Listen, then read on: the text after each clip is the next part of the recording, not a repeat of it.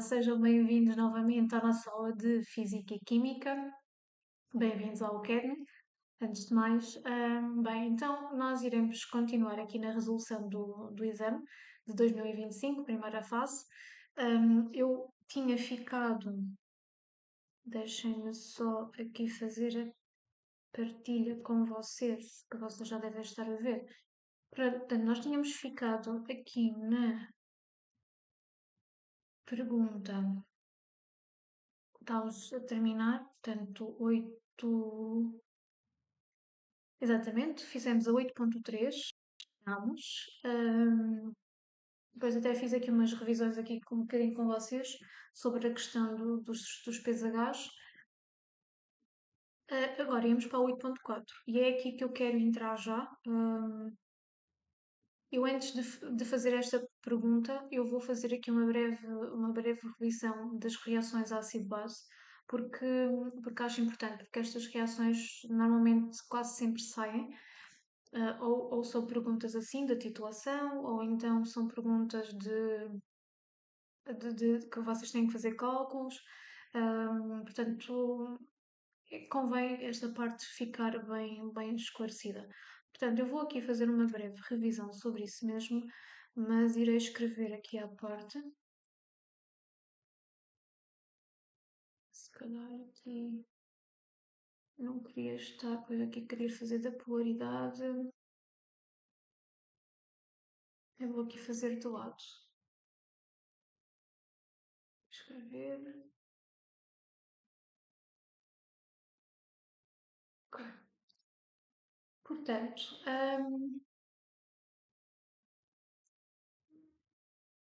reações ácido-base.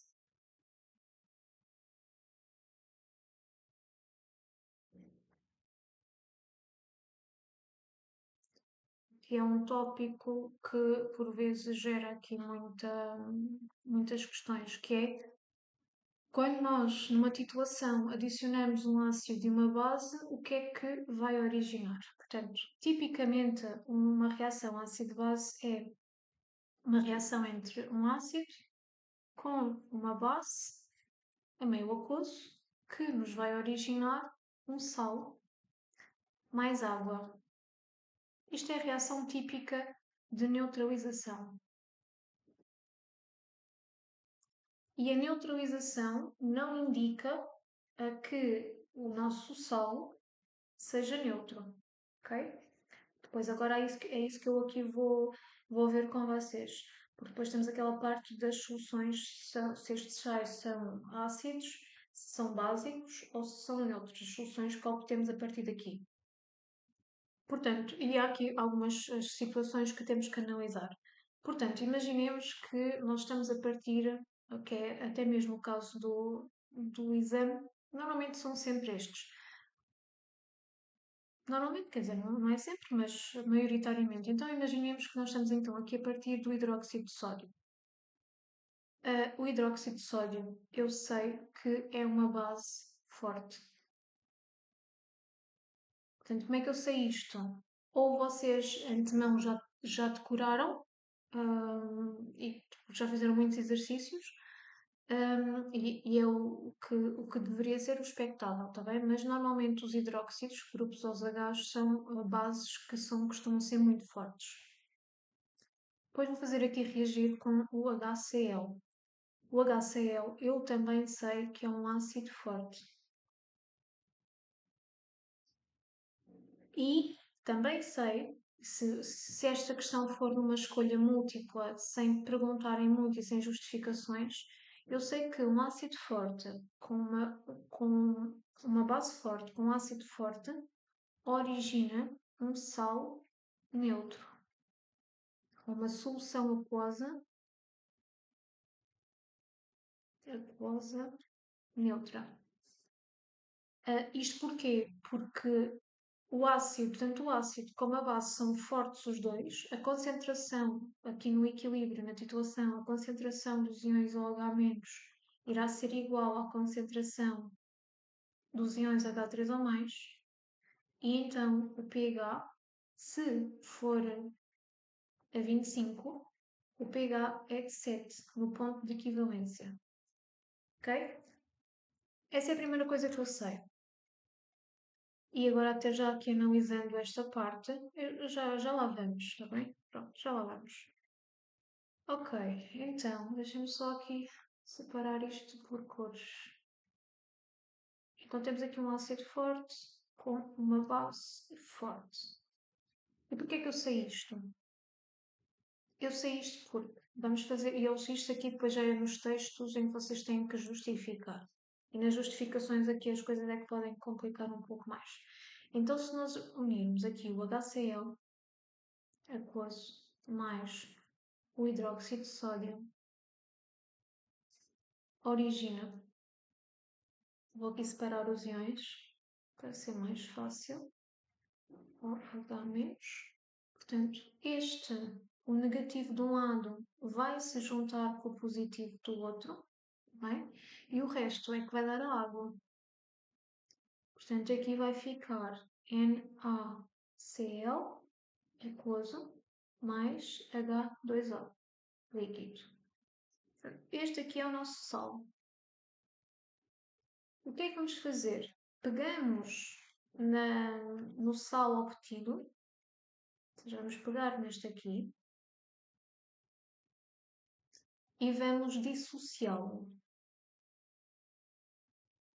Uma seta e vai ficar Na mais aquoso mais Cl menos aquoso. Então o que é que acontece aqui? O Na mais provém do hidróxido de sódio, que é uma base forte. Neste caso, muito forte. Eu vou pôr até aqui, sim, pôr uma base muito forte. Então, se temos uma base muito forte, o par conjugado, neste caso o Na+, vai ser muito fraco. Muito fraquinho. E ele não vai reagir. E é muitas vezes aqui que entra aquele conceito do ião espectador. Não sei se vocês se recordam. Portanto, eu vou até pôr aqui iões espectadores. Agora, passando aqui para o cloreto. Mesma coisa, vamos fazer o mesmo raciocínio. O cloreto vem de onde? Vem do HCl. E o HCl é um ácido muito forte, igualmente. Então, a base conjugada, ou seja, o Cl-, é muito fraco, ok? Sendo muito fraco, também vai ficar por aqui, ou seja, normalmente até colocamos aqui uma cruz, este fica aqui, fica em solução.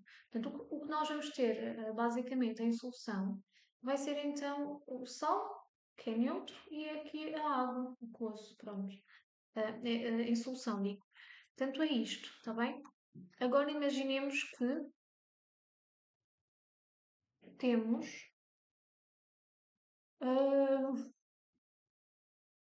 ácido acético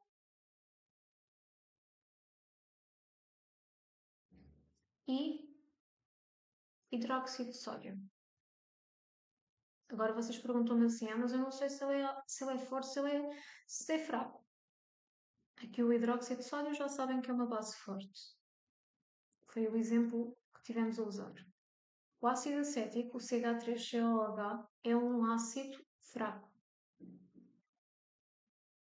Vocês conseguem ter essa percepção quando ou analisam os KAs, porque se o KA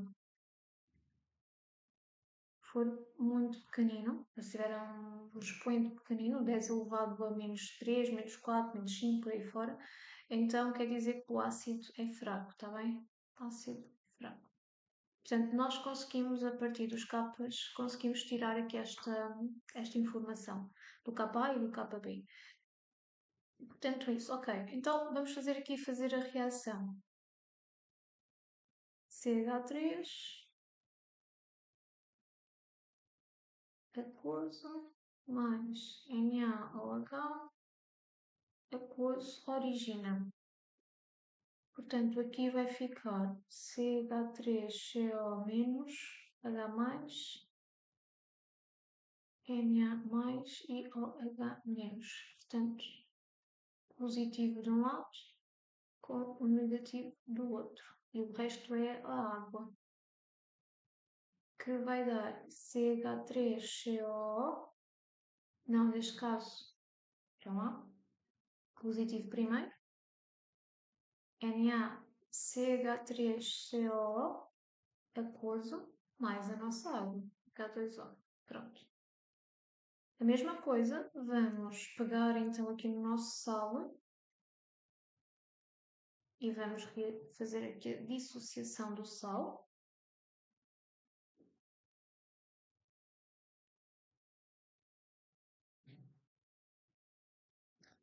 Então vai ficar Na+, aquoso, mais CH3COO, aquoso. Correto? Então, nós já sabemos que o hidróxido de sódio provém de uma base forte, logo é muito fraco, não reage. Mas este já provém de um ácido fraco. Portanto, se nós temos um ácido fraco, a nossa base conjugada não é muito fraca. Tem algum poder ainda, está bem? Portanto, vai reagir. Então, este aqui já não vai ficar por aqui. Então, pegamos então no ião,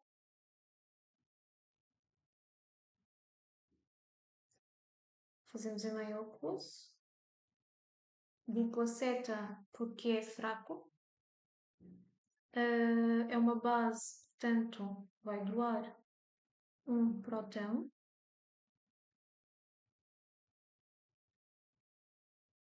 mais OH menos aquoso. Ok, então o que é que nós aqui conseguimos analisar? Vejam o que é que se produz aqui, nesta equação. Produz íons OH-. Então, nós ao adicionarmos este ácido e esta base, nós em solução vamos produzir íons OH-. Portanto, nesta titulação, o sal vai ser básico ou alcalino, pronto. E também conseguimos perceber que no ponto de equivalência, o pH no ponto de equivalência vai ter que ser maior que 7. Está bem? Enquanto que aqui, eu não sei se coloquei. Coloquei o pH no ponto de equivalência, coloquei que era igual a 7. Coloquei sim, senhora. Okay. Pronto, isto é muito fácil, então até verem porque é aqui. Hidróxido de sódio, forte. Ácido acético, fraco. Quem é que ganha? A base. Portanto, o nosso sal vai ser básico. Está bem? Mas quando vocês têm que pegar nisto e justificar, e fazer as equações, aí é que às vezes pode complicar um pouco mais. Portanto, agora vou fazer a equação ao contrário. Agora vou usar o HCl e vou usar o amoníaco.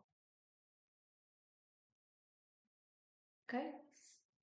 Portanto, o HCl eu sei que é um ácido forte. O amoníaco eu sei que é uma base fraca.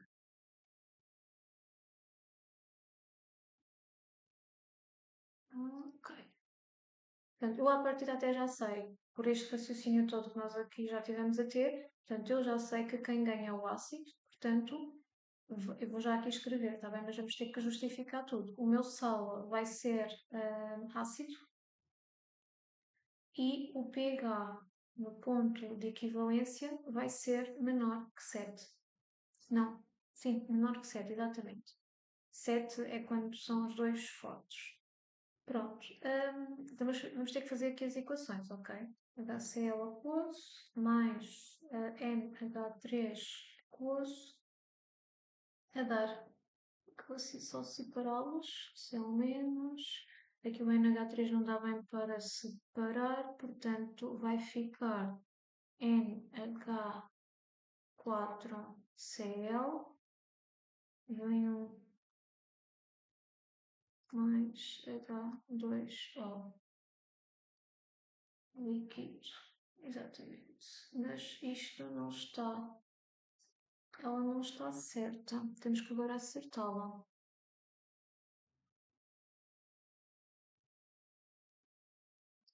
E também não pode ser assim. Este não é um bom exemplo, porque isto não vai originar aqui a nossa. Este não é um bom exemplo. Não vai aqui originar a nossa água. Eu queria pôr-vos aqui um exemplo que fosse mais fácil de analisar, porque este aqui vai ter aqui outras questões. Então, sei lá, em vez de usar, posso usar o HCl, NH3, em vez de usar este, posso usar. Deixa eu ver se eu lembro aqui de algum.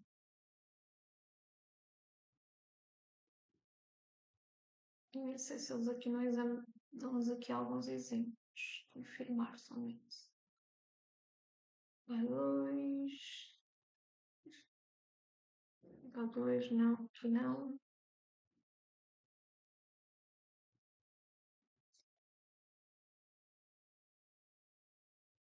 Eu vou pôr aqui um para pesquisar, esperem só um bocadinho. Base fraca.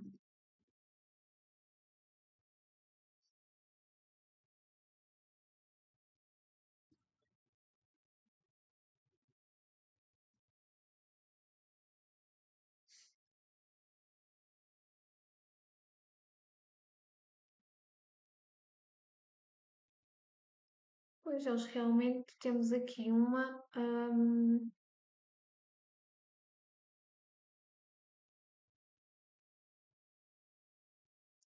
Temos aqui uma com o amoníaco, mas eu tenho que fazer aqui uma dissociação primeiro. E essa é um bocadinho mais complexa.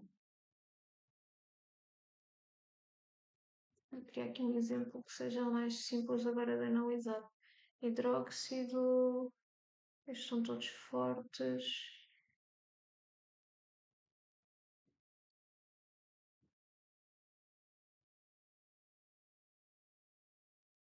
Ácidos,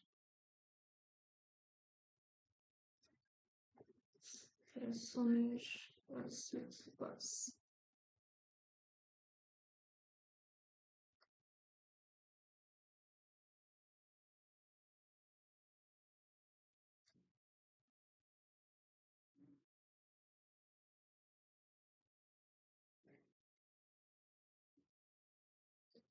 Realmente o que eu tenho mais aqui é com amoníaco. Então eu vou aqui às minhas coisas das aulas e assim consigo tirar-vos daqui o exemplo diretamente. Só um bocadinho. Aulas. Revisões.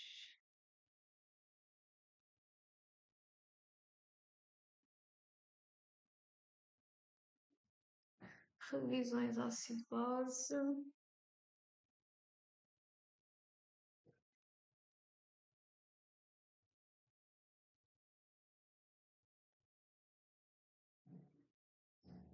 Eu tenho uma reação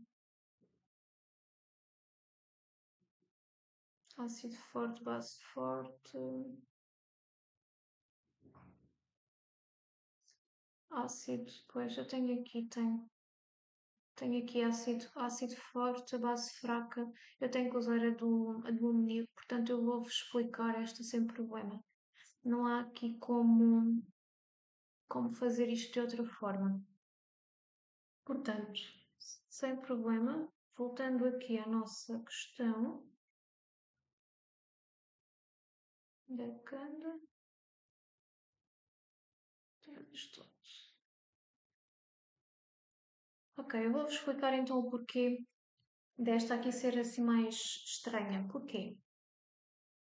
Vou pôr aqui o NH3.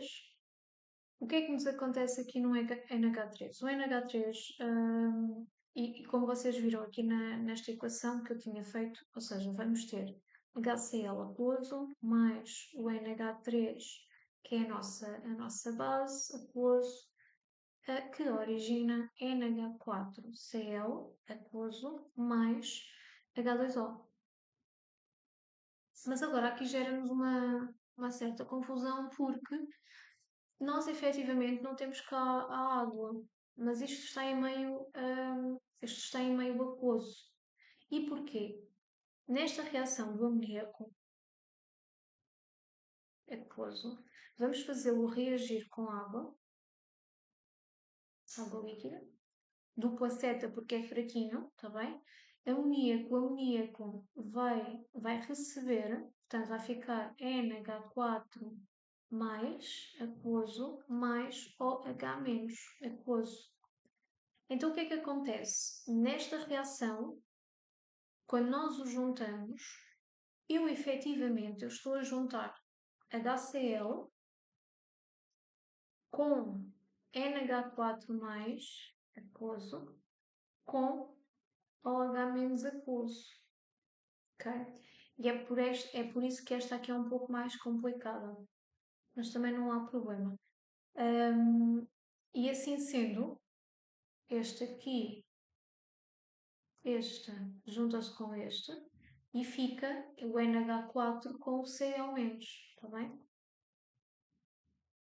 Origina NH4Cl aquoso mais H2O. Pronto. Espero que assim entendam, porque eu podia logo vos colocar esta equação, que não deixa de estar correta, mas pode gerar aqui algumas confusões. Portanto, é isso mesmo. Nós vamos então usar esta, que é a mais completa, está bem? Que é para eu agora vos explicar aqui o que é que está a acontecer.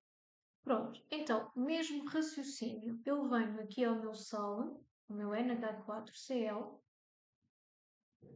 NH4Cl aquoso, vou dissociá-lo, NH4 mais aquoso, mais Cl menos aquoso, e eu então, ok, vejo o Cl menos provém de um ácido forte, portanto vai ficar aqui. O NH4 mais provém de uma base fraca, o NH3, portanto continua a reagir, está bem? NH4 mais aquoso, reação com água, dupla seta, porque é fraquinho, NH3 aquoso, e nós originamos então aqui iões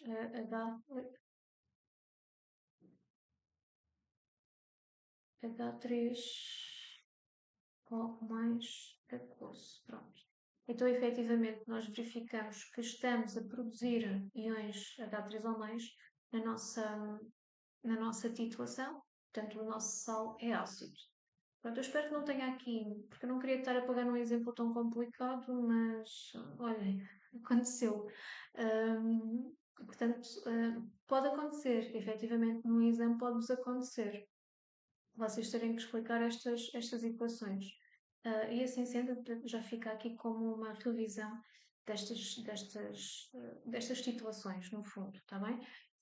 Última questão aqui, que é, nós já falamos ácido forte, base forte, os dois fortes, aqui o forte é que era a base, aqui o forte era o ácido, não falamos quando nenhum deles é forte. Ou seja, temos um ácido fraco e uma base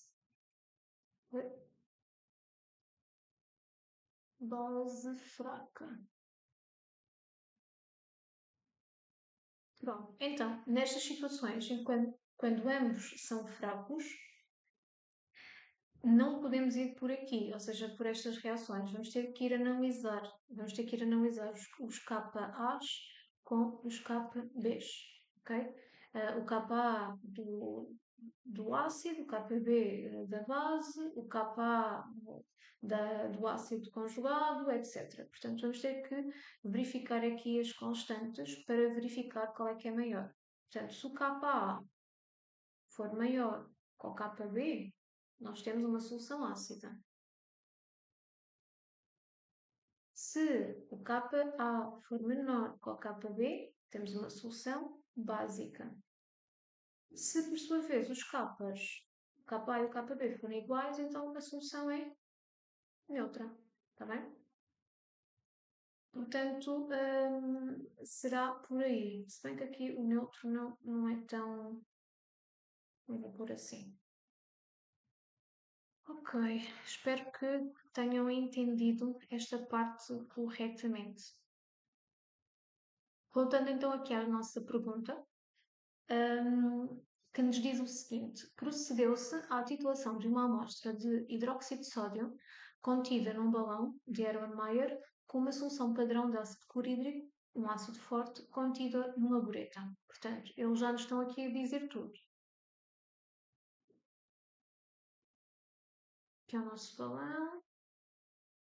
Portanto, estamos a adicionar HCl.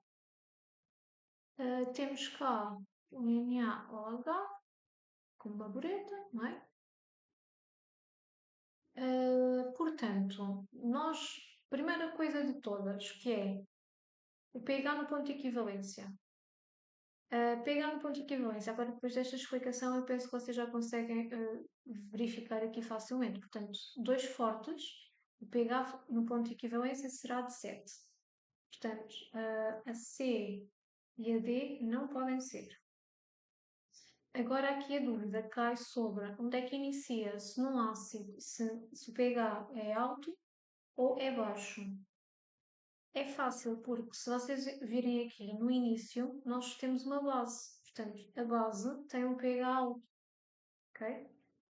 Vamos adicionando o HCl, ou seja, o pH vai começando a diminuir, assim sucessivamente, está bem? Portanto, esta era rápida de analisar, se bem que tínhamos aqui esta questão de verificar o pH no ponto de equivalência.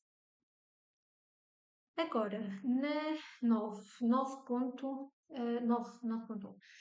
a reação de dihidrogênio H2 e diodo I2 origina iodeto de hidrogênio HI. Num equilíbrio, pode ser traduzido por, e dão-nos aqui a equação de equilíbrio, o Kc, e dão-nos também aqui a temperatura.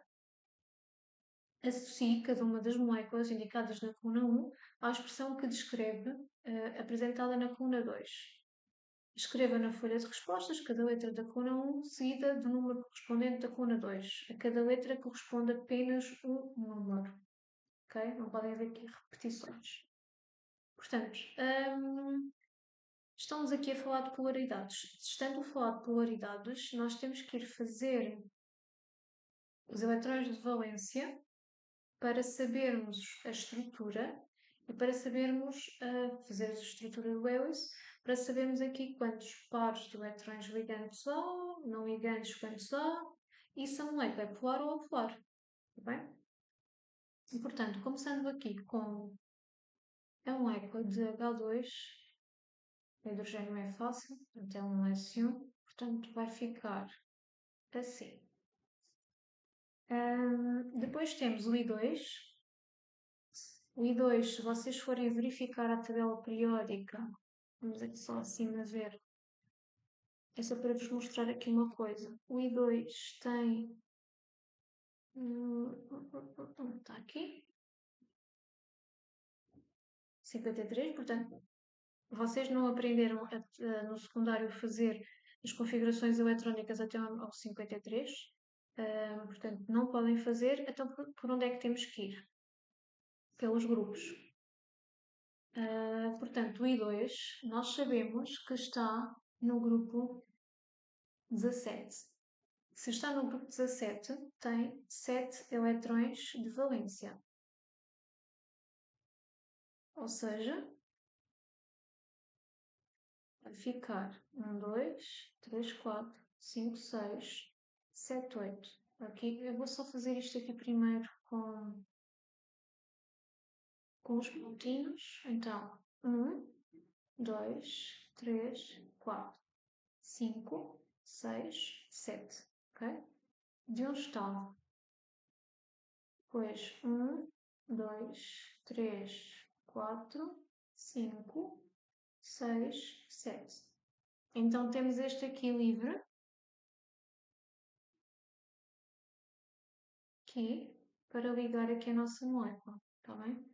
Assim sendo, fica I, I, e depois aqui estes pares não ligados. Depois, a molécula de HI.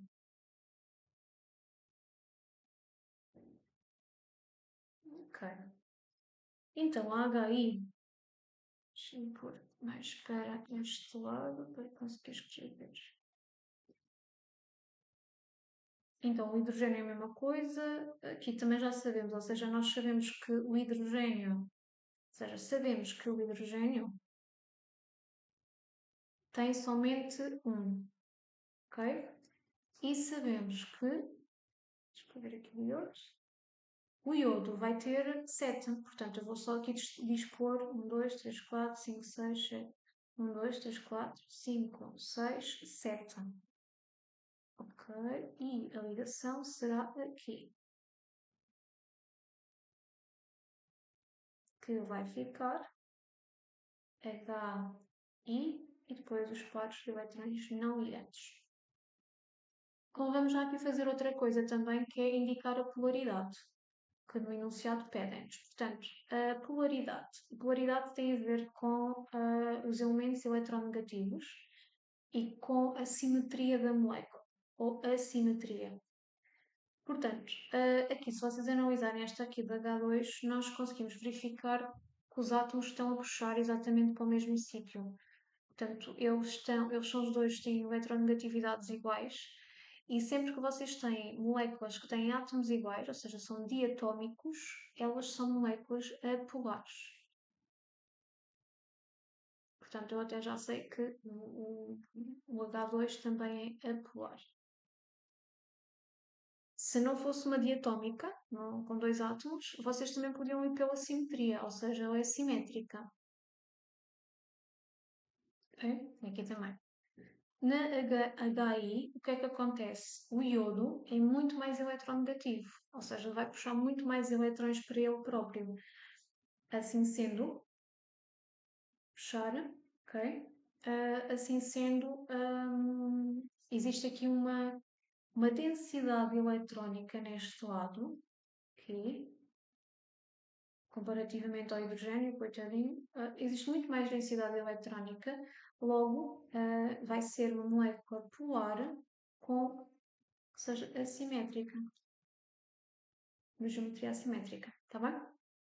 Geometria não, a sua distribuição. Portanto, olhando para aqui, o que nós fizemos e para aqui, a coluna, portanto, o H2, molécula polar, eu se calhar vou ler primeiro e depois vamos associar. Molécula polar apenas com eletrões de valência ligantes. Molécula polar, a única que temos polar é esta e não tem só eletrões ligantes. Vai ter ligantes que são aqui e vai ter, agora apagou, e vai ter não ligantes. Portanto, esta não pode ser. Molécula apolar apenas com ligações com eletrões de valência ligantes. Ok, apolar. Temos a H2 e a I2, só que a I2 tem polar, tem ligantes e não ligantes, portanto esta corresponde ao hidrogênio. Molécula polar é o HI, com 6 eletrões de valência não ligantes. Ok. 1, 2, 3, 4, 5, 6. Tem 6 eletrões não ligantes. Portanto, a molécula polar. Não, mas ela não é polar, ela é apolar. Com 6 eletrões. É esta aqui. O HI é esta, molécula polar com 6 eletrões de valência não ligados. Agora a HI é polar com 12. HI 1, 2, 3, 4, 5, 6, 7, 8, 9, 10, 11, 12. Exatamente. Portanto, a HI é 4. Ok? Pronto, tenham aqui somente atenção, uma questão que é, no exame, eventualmente podem-vos dizer o número de eletrões ou até vos podem perguntar o espaço, 4 eletrões. Isso é que é preciso que vocês tenham aqui atenção.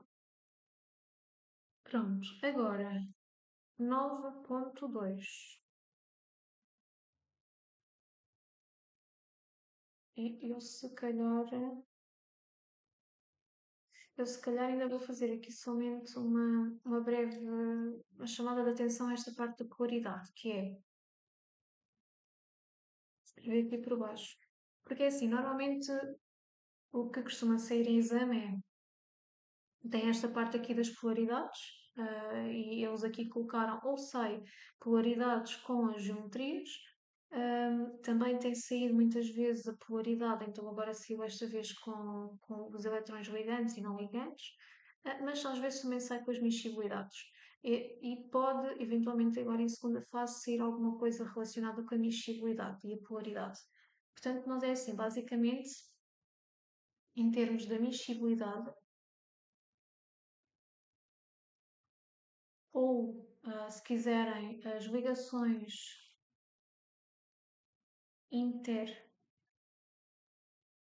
intermoleculares barra polaridade, podemos dizer o seguinte. Primeiro, ligações intermoleculares são ligações que ocorrem entre moléculas. Ou seja, é como, por exemplo, nós conseguimos unir duas moléculas de água. Ou como é que uma molécula de água se une com uma molécula de amoníaco. Está bem? Pronto, ligações intermoleculares. Então é assim, temos as mais fortes de todas são as ligações de hidrogênio. As ligações de hidrogênio realizam-se entre átomos, neste caso não é átomos, mas a molécula tem que ter N, O ou F, ou seja, o azoto, o oxigênio ou o flúor. Um exemplo, a ligação que ocorre entre a molécula de H2 e H2. Temos um O aqui, temos o outro do outro lado, elas ligam-se. Ou, por exemplo, H2 e NH3, ok? Temos o O do lado, o N do outro, também se ligam. Portanto, aqui temos as ligações de hidrogênio, que são as mais fortes. Depois temos, a seguir, entram as forças de Van der Waals. Nestas, eu vou pôr aqui outra cor.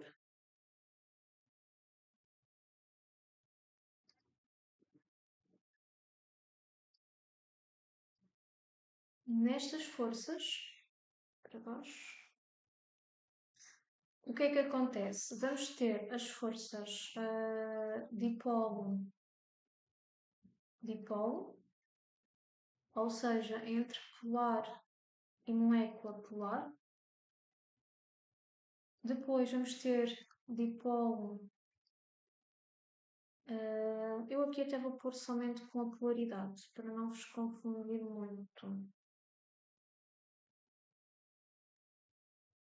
Vou pôr entre duas moléculas polares, seja polar-polar, mas que não têm, ou seja, aqui são sempre entre moléculas polares, está bem? Só que estas moléculas polares têm átomos, nitrogênio, oxigênio e flúor. Aqui não, polar-polar não tem, é porque não, tem outro tipo de ligação. Portanto, por exemplo, imaginei aqui entre a água e etanol. Etanol, se bem que o etanol também acho que não vai dar, mas pronto. Vamos pôr aqui polar-polar. Depois, polar é polar. E, no fim, entre apolar é polar. Então, e isto em termos de força, são assim. Estas são as mais fortes, está bem? As apolar-apolar são as mais fraquinhas, são também chamadas de forças de London. O resto, pronto, pular a pular, só. E isto é uma atividade que vocês fazem da miscibilidade de líquidos, para testar esta, esta ligação, está bem? Agora, ok, vamos então à 9.2. Num reator fechado de volume V, foram introduzidas 2 mols de I2 e uma determinada quantidade de H2, não existindo inicialmente HI no reator. Ok, então vamos já fazer aqui uma coisa porque eu preciso da equação química. Vou buscar lá aqui. E vou pôr lá aqui.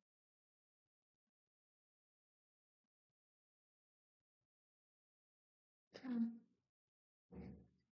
Porque eu vou fazer o equilíbrio a partir daqui, é mais fácil. Pronto, então, o que é que eu... Há aqui uma coisa que temos de ter atenção, porque eles só nos dão o volume e dizem que foram introduzidas 2 mols de I2. Então não temos concentração, vamos trabalhar com o número de mols, está bem? Quando foi atingido o equilíbrio, à temperatura de 448 graus Celsius, existiam 3,2 mols de HI no reator. Determina a quantidade de H2 inicialmente introduzida no reator. Portanto, fazemos aqui a nossa tabela.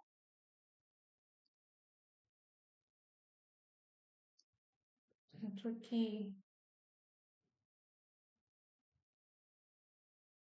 vamos ter o I inicial, aqui convém colocarem o número de mols, as unidades que estão a usar, aqui é a variação do número de mols e aqui é o número de mols no equilíbrio. Portanto, nós queremos saber este NI inicial de I2, ok, introduzimos 2 e aqui havia 0. Agora aqui reage menos x, mais 2x, NI menos x, 2 menos x e aqui 2x. Mas dizem-nos no enunciado que aqui estes 2x correspondem a 3,2 mol. Aqui. Portanto, eu consigo daqui tirar a concentração, não, o x. Portanto, vai ser 3,2 a dividir por 2, 1,6 molas. O que é que eu consigo tirar mais daqui? Ok, então aqui já sei 1,6, já consigo tirar esta concentração, que é 0,4, não preciso fazer, 0,4 mols. Portanto, eu sei a concentração do I2 no equilíbrio, sei a concentração do HI também no equilíbrio. Com os capas, com o capa eu consegui tirar esta concentração aqui, que por sua vez, como este X é de 1,6, eu depois consegui tirar o N inicial, tá bem? Portanto, será por aqui. Então, KC vai ser igual a concentração do HI no equilíbrio ao quadrado sobre, deixa-me só pôr aqui a reação, a ver se não escrevo mal.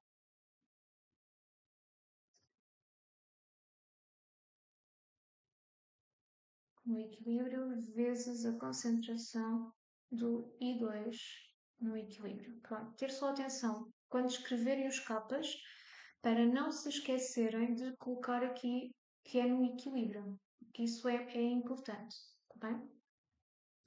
Pronto, agora vamos substituir, aqui é 50, aqui como tenho uma concentração, lá está, vou ter que HI é 3,2 sobre V tudo ao quadrado, de H2 vai ser NI menos 1,6 sobre V vezes, eu aqui se calhar até me vou complicar aqui um bocadinho, Ok, vamos fazer uma coisa aqui, para não complicar aqui tanto, senão vamos ter aqui muitas atrapalhadas para... Vamos pôr só N de H2 e nós sabemos que isto é o N de H2. Mais fácil porque vai-nos dar aqui mais trabalho nas contas. Pronto, ok. Depois este aqui será 0,4 sobre o V. Então 50 é igual a isto, já posso cortar, v quadrado em cima com estes dois v's em baixo, v quadrado, portanto corta. Aqui fica 3,2 ao quadrado sobre n de H2 vezes 0,40.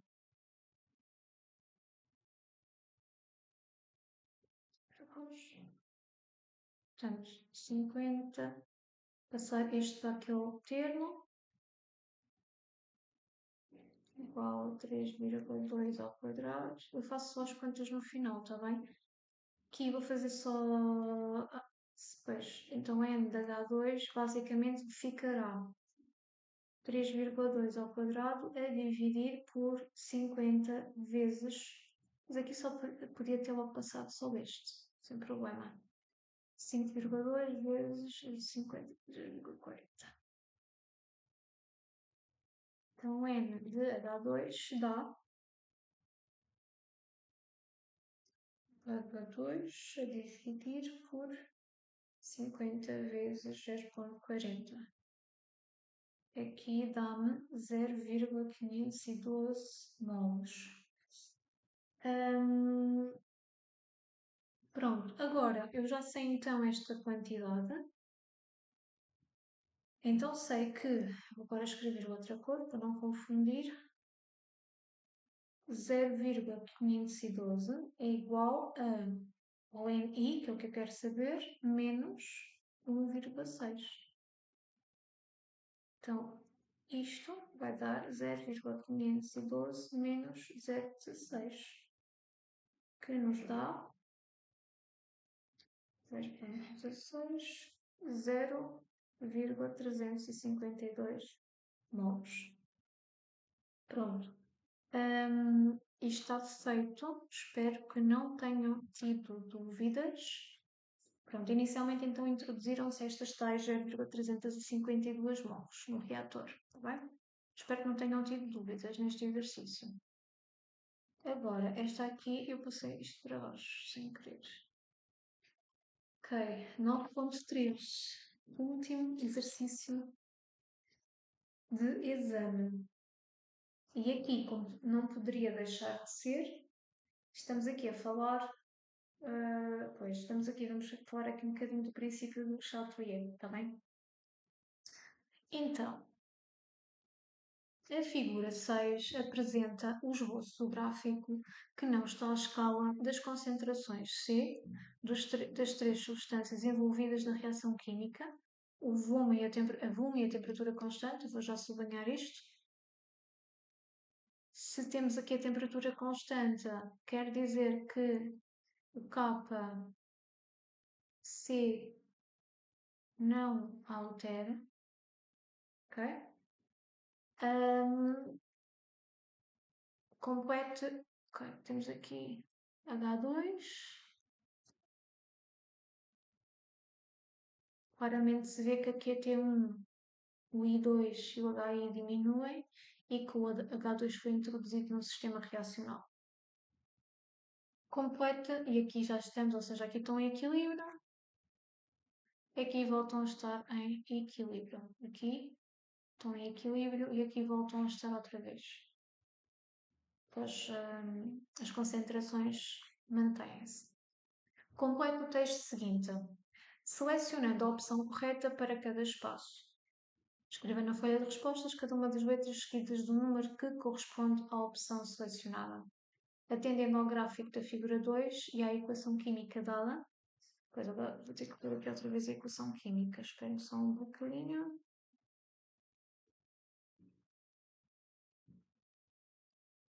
Para podermos analisar isto.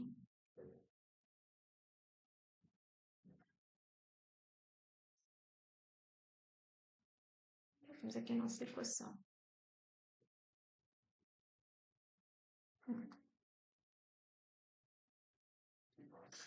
Ok, atendendo ao gráfico o gráfico da figura 6 e a equação química dada já ali está, o sistema inicialmente em equilíbrio foi perturbado pela.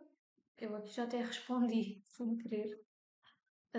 Eu há bocadinho disse logo que se notava claramente aqui no gráfico que temos aqui um aumento desta concentração. Nós estamos a adicionar H2 na, na reação.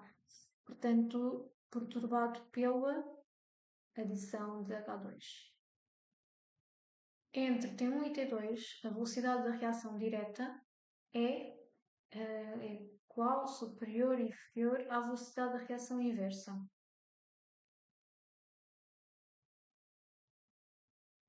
Portanto, vamos ter que ir analisar velocidades.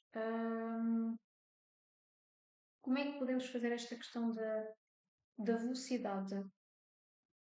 Se introduzimos, exato, posso fazer por aqui. Se introduzimos H2, então, de acordo com o princípio do Chatelier, nós estamos a aumentar a concentração, a fazer uma perturbação ao equilíbrio, estamos a aumentar a concentração do reagente. De acordo com o princípio, nós vamos querer então alterar essa perturbação e vamos diminuir a concentração de H2.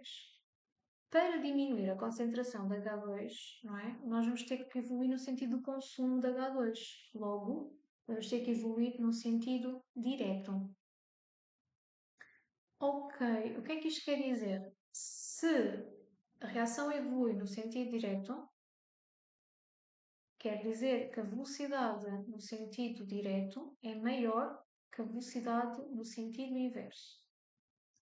No entanto, se ela fosse no sentido inverso, a velocidade no sentido inverso é que era maior que a velocidade no sentido direto, ok? Portanto, é assim, se ela evolui no sentido direto, entre T1 e T2 a velocidade da reação direta é superior. Por aqui outra cor para selecionar. Portanto, aqui é claramente superior. Exatamente. Entre T1 e T2 a velocidade, ok. A velocidade da reação. E nesse intervalo de tempo, o quociente da reação QC é superior, igual ou inferior à constante de equilíbrio KC. Ok. Então, primeiro, nós sabemos que se está, o QC, já agora, é a concentração dos produtos sobre a concentração dos reagentes. Se nós estamos aqui a aumentar, se nós estamos a aumentar a concentração dos reagentes e como pela relação aqui, não é? Quanto maior os reagentes, menor será o valor de QC. Portanto, o que é que acontece? Eles no equilíbrio, o QC vai ser igual ao KC. Não é? Aqui está em equilíbrio.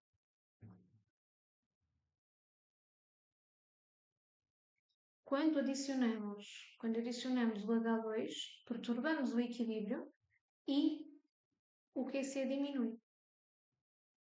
Então vamos ter que aumentar o QC. E como é que vamos aumentar o QC?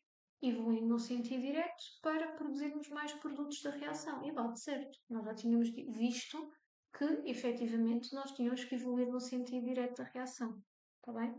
Portanto, o QC é inferior. Portanto, ele diminui. O quociente H2, HI ao quadrado sobre H2 vezes H2 e 2 entre os instantes T2, por aqui para cima, ou seja, nós queremos analisar neste instante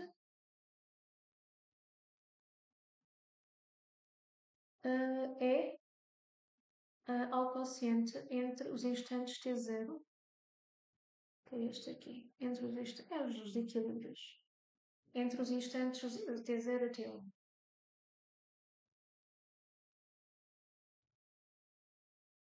Portanto, o que é que nós, a partir daqui, conseguimos perceber? O coeficiente.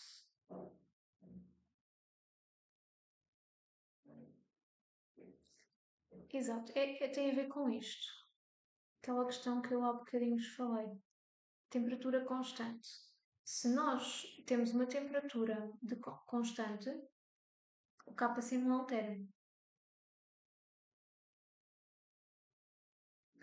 Se o Kc não altera, na parte aqui do equilíbrio, então nós sabemos que no equilíbrio o Kc vai ser igual ao Qc, então o Qc nos dois instantes, ou seja, o Qc no instante de T0 a T1 vai ser igual ao QC entre T2 e T3.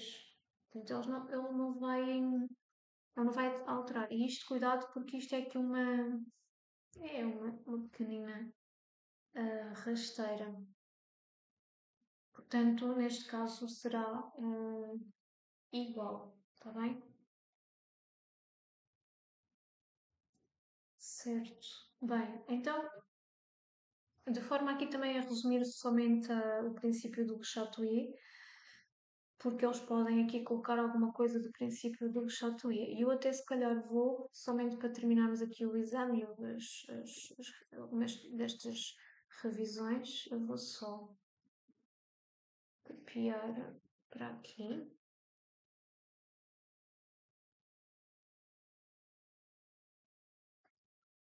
Esta parte. Isto vou tirar.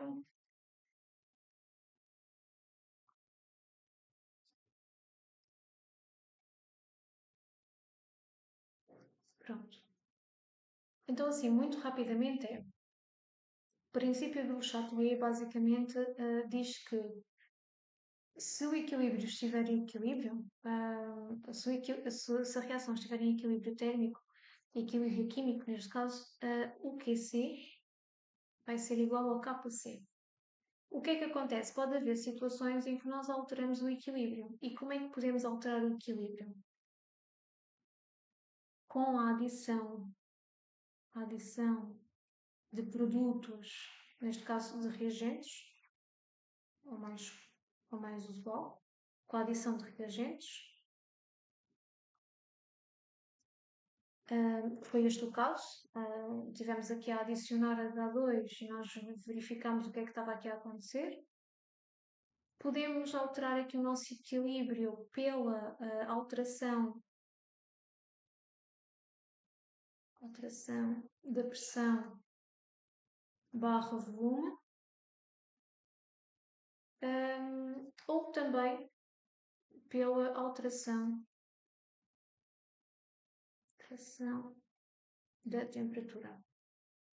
Portanto, adição de reagentes, nós já vimos. A alteração da pressão e volume, neste caso em concreto, isto diz sempre respeito a quanto maior for a pressão, menor será o volume. Okay? Portanto, se nos disserem no enunciado que diminuíram o volume, automaticamente quer dizer que aumentaram a pressão do sistema. Mas isto vai sempre relacionar com o número de moléculas gasosas. Ou seja, imaginem que nos estão a dizer que aumentaram a pressão do sistema. Então, nós, pelo princípio do Chatouillet, vamos querer diminuir a pressão. E para diminuir, vamos evoluir no sentido onde temos menor número de moléculas gasosas. Ok? Que neste caso em concreto, por exemplo, aqui nesta equação, aqui temos portanto, 2 mols gasosas. Aqui temos 2. Portanto, se alterarem a pressão nesta reação, não faz nada. Isto era uma boa pergunta de exame também. Portanto, não fazia nada se alterássemos aqui a pressão, está bem? Depois, na alteração da temperatura, aqui temos que ver se a reação é endo, se é exo. Eu acho que eles não colocaram aqui informação nenhuma. Deixa-me só confirmar. Depois aqui a temperatura.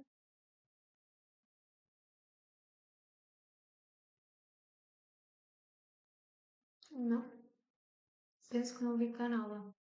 Deixa lá, eu vou. Vamos supor que, sei lá, temos um delta H menor que zero. Uma reação exo.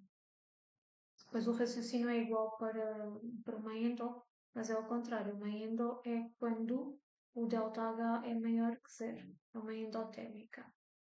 Pronto, imaginemos então temos aqui a reação exotérmica, em que nesta reação vamos diminuir a temperatura.